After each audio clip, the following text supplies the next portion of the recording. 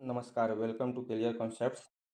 आज हम लोग संख्याओं का प्रकार देखेंगे, जिसमें सम, विषम, प्राकृतिक, पूर्ण, पूर्णांक, भाज्य, अभाज्य संख्या को देखेंगे क्या होता है। तो चलिए वीडियो को शुरू करते हैं।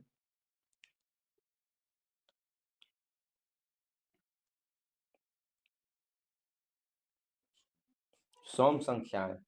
सम संख्याएं क्या होती है?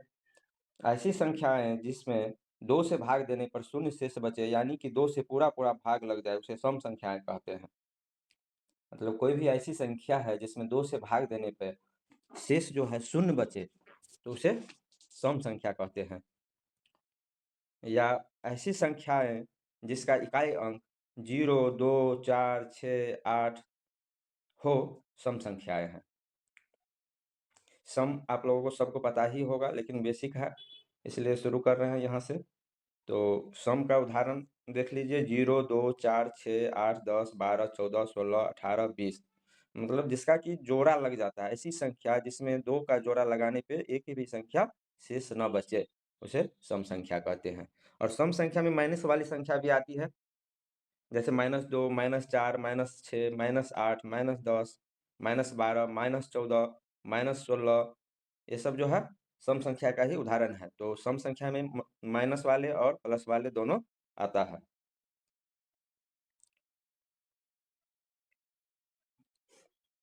तो सम संख्या आप लोगों को क्लियर हो गया होगा।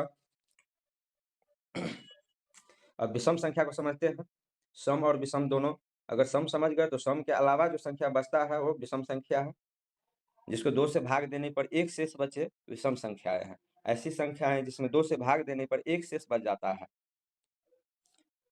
या ये बोल सकते हैं कि ऐसी संख्या है जिसका 2 का जोड़ा बनाने पे एक संख्या शेष बचेगा, 2 का जोड़ा पूरा पूरी नहीं बन पाएगा। ऐसी संख्याओं में इकाई अंक जो होता है 1, 3, 5, 7 या 9 होता है। तो ऐसी संख्याओं को विषम संख्या बोला जाता है। जैसे उदाहरण के लिए 1, 3, 5, 7, 9, 11, 13, 15, 17, 19, 21, ये सभी जो है विषम संख्याएं हैं। तो इसमें माइनस वाली संख्या भी, नेगेटिव ऋणात्मक संख्या भी आएगी। तो -1, -3, -5, -7, -9, -11, -13, ये सब भी विषम संख्याओं का ही उदाहरण है। तो इसको भी ध्यान में रखना है कि सम और विषम में धनात्मक और ऋणात्मक दोनों ही संख्याएं आ सकती है। तो सम और विषम आप लोगों को क्लियर हो गया होगा। जिसका जोड़ा लगता है वो सम संख्या होता है, जिसका जोड़ा नहीं लग पाता है वो विषम संख्या होता है। या यूं बोल सकते हैं कि जिसमें 2 से भाग देने पर शून्य शेष बचे, वो सम संख्या है। और जिस संख्या में 2 से भाग देने पे एक शेष बच जाए, तो वह विषम संख्या है। चलिए आगे चलते हैं। सम विषम आप लोगों को क्लियर हो गया होगा। अब आगे चलते हैं। अब जो है संख्याओं का कुछ प्रकार है, जैसे प्राकृत संख्याएं, पूर्ण संख्याएं, ये सब समझेंगे। पूर्णांक संख्याएं, ये सब क्या होती है, इसको समझेंगे। तो सबसे पहले प्राकृत संख्याएं क्या होती है, इसको समझते हैं। तो प्राकृत संख्याएं, गिनती की संख्याओं को प्राकृत संख्याएं कहते हैं। गिनती की सभी संख्याओं को प्राकृत संख्याएं कहते हैं। और गिनती कहाँ से शुरू होती है? 1 से। 1, 2, 3, 4, 5, 6, 7, 8, 9, ऐसे करके अनंत तक जो जाएगा, तो ये सभी प्राकृत संख्याएं हैं, अनंत तक जाएगी। तो 1 से गिनती शुरू होती है। गिनती की सभी संख्याएं प्राकृत संख्याएं हैं। तो प्राकृत संख्या आप लोगों को क्लियर हो गया होगा। अब पूर्ण संख्याएं। पूर्ण संख्याएं क्या होती है? प्राकृत संख्याओं के समूह में अगर 0 को भी शामिल कर लिया जाए तो उसे पूर्ण संख्याएं कहते हैं। प्राकृत संख्याओं के समूह में अगर 0 को भी शामिल कर लिया जाए तो उसे पूर्ण संख्याएं कहते हैं। जैसे 0, 1, 2, 3, 4, 5, 6, 7, 8, 9, 10, ऐसे करके अनंत तक जाएगी। तो पूर्ण संख्या क्या होती है? प्राकृत संख्याओं के समूह में 0 को भी शामिल कर लिया जाता है। कहने का मतलब जितनी भी प्राकृत संख्याएं हैं, सभी की सभी पूर्ण संख्याएं भी है। लेकिन सभी पूर्ण संख्याएं प्राकृत संख्याएं नहीं है। क्यों? क्योंकि 0 जो है केवल पूर्ण संख्याएं है, प्राकृत संख्याएं नहीं है। 0 जो है केवल पूर्ण संख्या है, वो प्राकृत संख्याओं में नहीं आती है। तो इसीलिए सभी पूर्ण संख्याएं प्राकृत संख्याएं नहीं होती है, लेकिन सभी प्राकृत संख्याएं पूर्ण संख्या भी है। चलिए, प्राकृत संख्याओं और पूर्ण संख्याएं आप लोगों को क्लियर हो गया होगा। अब आगे देखते हैं पूर्णांक संख्याएं। पूर्णांक संख्या क्या होती है बताइए आप लोग? पूर्णांक संख्याएं पूर्ण संख्याओं की परिवार में अगर ऋणात्मक संख्याओं को भी शामिल कर लिया जाए तो उसे पूर्णांक संख्याएं कहते हैं। अभी हमने बताया प्राकृत संख्या क्या होती है और पूर्ण संख्या क्या होती है। प्राकृत संख्या गिनती की संख्याओं को बोलते हैं जो 1 से शुरू होती है, 1, 2, 3, 4, 5, 6 ऐसे करके। और पूर्ण संख्याएँ अगर 0 से शुरू होती है, गिनती की संख्याओं में अगर 0 को भी शामिल कर लिया जाए तो वो पूर्ण संख्याएँ हैं। और अगर इसमें पूर्ण संख्याओं में अगर ऋणात्मक संख्याओं को भी शामिल कर लिया जाए, मतलब माइनस वाली सभी संख्याओं को भी शामिल कर लिया जाए, तो पूर्णांक संख्याएँ कहलाएगी।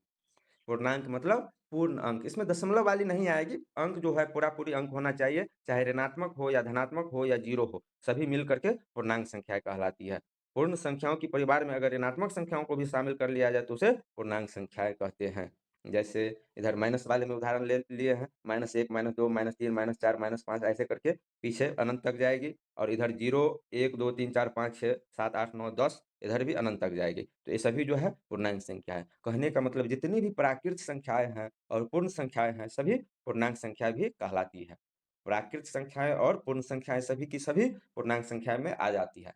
लेकिन सभी की सभी पूर्णांक संख्याएँ जो है प्राकृत संख्याएँ और पूर्ण संख्याएँ नहीं है। क्यों नहीं है? क्योंकि पूर्ण संख्याओं में ऋणात्मक संख्याएँ नहीं आती है और प्राकृत संख्याओं में 1 से शुरू होती है। तो इसीलिए पूर्णांक में जो है सारा का सारा पूर्ण और प्राकृत दोनों की संख्याएँ आ जाती है। तो पूर्णांक ऋणात्मक और धनात्मक संख्याओं का समूह जिसमें 0 भी शामिल है, उसको पूर्णांक संख्याएँ कहते हैं। चलिए ये भी आप लोगों को क्लियर हो गया होगा। अब आगे चलते हैं।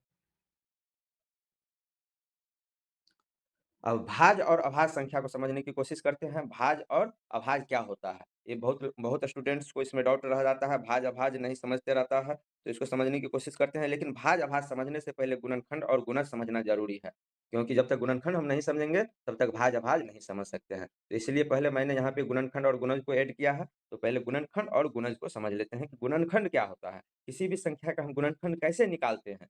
तो किसी संख्या का गुणनखंड वो सभी संख्याएँ हैं जिनसे इस संख्या में पूरा-पूरा भाग लगता हो। किसी भी संख्या का गुणनखंड क्या होता है? तो वो सभी संख्याएँ जिससे किसी इस संख्या में पूरा का पूरा भाग लग जाता है, मतलब भाग देने पर शून्य शेष बचता है, वो सभी इसकी गुणनखंड है। जैसे 16 का गुणनखंड क्या होगा? 1, 2, 4, 6, 8, 10 मतलब 1 से भी भाग लगेगा पूरा का पूरा, 2 से भी, 4 से भी, 8 से भी और 16 से तो लगेगा ही। तो 16 का गुणनखंड क्या हो जाएगा? तो 16 में वो सभी संख्या है जिससे इसमें 16 में पूरा-पूरा भाग लगेगा, वो सभी संख्या इसका गुणनखंड होगा। तो गुणनखंड आप लोग समझ गए होंगे क्या होता है। इसी तरह 24 का गुणनखंड देखते हैं क्या होता है। 24 में जिस भी संख्या 24 से नीचे वाली जितनी संख्या है उससे जिससे जिससे इसमें पूरा का पूरा भाग लगेगा, वो सभी संख्या 24 का गुणनखंड होगा। जैसे 1, 2, 3, 4, 6, 8, 12, 24 तो ये सभी के सभी जो है 24 का गुणनखंड है। तो गुणनखंड क्या होता है? किसी भी संख्या का गुणनखंड वो सभी संख्याएँ होती है जिस संख्याओं से इस संख्या में पूरा का पूरा भाग लग जाता है। तो गुणनखंड समझ चुके हैं हम लोग। चलिए अब गुणज क्या होता है? गुणज भी समझ लीजिए क्योंकि गुणनखंड और गुणज एक साथ ही पढ़ते हैं हम लोग। तो गुणनखंड पढ़े हैं यहाँ पे तो गुणज भी पढ़ना ज़रूरी है। तो गुणज क्या होता है? किसी संख्या का गुणज वो सभी संख्याएँ हैं जिसमें इस संख्या से पूरा का पूरा भाग लगता हो, जिससे जिसमें इस संख्या से पूरा का पूरा भाग लगता हो। तो जैसे 2 का गुणज निकालेंगे, 2 का गुणज कैसे निकालेंगे? तो 2 से किस-किस संख्या में भाग लगेगा? तो 2 में 1 से गुणा कीजिए तो 2 होगा, 2 से गुणा कीजिए 4 होगा, 3 से गुणा कीजिए 6 होगा। इसी तरह गुणा करते जाइए 8, 10, 12 ऐसे होते जाएगा। तो 2 का गुणज क्या होगा? 2, 4, 6, 8, 10, 12, 14, 16 ऐसे करके अनंत तक जाएगा। तो गुणज जो होता है, किसी भी संख्या का गुणज जो होता है, वो अनंत होता है, अनंत संख्याएँ होती है गुणज में। जैसे 3 का गुणज निकालेंगे तो 3, 6, 9, 12, 15 ये सभी संख्या क्या है? 3 का गुणज है। तो इसी तरह किसी भी संख्या का गुणज जो होता है अनंत होती है। किसी भी संख्या का गुणज निकालना है तो पहले उसमें 1 से गुणा कीजिए, फिर 2 से गुणा कीजिए, फिर 3 से गुणा कीजिए, ऐसे करके उसका गुणज निकालते हैं। तो किसी भी संख्या का गुणज जो है अनंत होता है। तो गुणनखंड और गुणज आप लोगों को समझ में आ गया होगा। तो अब हम चलते हैं भाज्य और अभाज्य की तरफ चलते हैं। भाज्य और अभाज्य क्या होती है उसको समझते हैं। भाज्य संख्याएँ, पहले भाज्य संख्याओं को देखिए। भाज्य संख्याएँ क्या होती है? ऐसी संख्याएँ जिसकी 2 से अधिक गुणनखंड हो, भाज्य संख्याएँ कहलाती है। ऐसी संख्याएँ जिसकी 2 से अधिक गुणनखंड हो, भाज्य संख्याएँ कहलाती है। अभी गुणनखंड हमने पढ़ाया है, गुणनखंड और गुणज जो अभी पढ़ाया है, तो गुणनखंड निकालना आप लोग जानते हैं कि क्या होता है? जिस भी संख्या से उसमें भाग लगता है, वो सभी गुणनखंड होता है। तो जैसे 4 का गुणनखंड क्या होगा? 1, 2, 4 सबसे छोटी भाज्य संख्या जो है 4 ही है। 4 जो है सबसे छोटी भाज्य संख्या है, क्योंकि 4 से नीचे 1, 1 का 1 ही गुणनखंड होगा केवल 1, 2 का केवल 2 गुणनखंड होगा 1 और 2 और 3 का भी केवल 2 गुणनखंड होगा 1 और 3, 4 का 3 गुणनखंड होता है 1, 2 और 4, इसलिए सबसे छोटी भाज्य संख्या जो है 4 है। तो ऐसी संख्याएँ जिसकी 2 से अधिक गुणनखंड हो, भाज्य संख्याएँ कहलाती है। भाज्य होने के लिए ज़रूरी है कि 2 से अधिक गुणनखंड हो। 2 से अधिक होना चाहिए, चाहे 3 हो, 4 हो, 5 हो या कितनी भी हो, लेकिन 2 से अधिक गुणनखंड होगी, तभी वो संख्या भाज्य कहलाएगा। तो 4 का गुणनखंड 1, 2, 4, तो 4 जो है भाज्य संख्या है। उसके बाद 6 का गुणनखंड क्या होगा? 1, 2, 3, 6, तो ये भी भाज्य संख्या है, 2 से अधिक गुणनखंड है। 8 का भी 2 से अधिक गुणनखंड है। तो अभाज्य संख्याएँ क्या होती है? ऐसी संख्याएँ जिसकी केवल 2 गुणनखंड हो, अभाज्य संख्याएँ कहलाती है।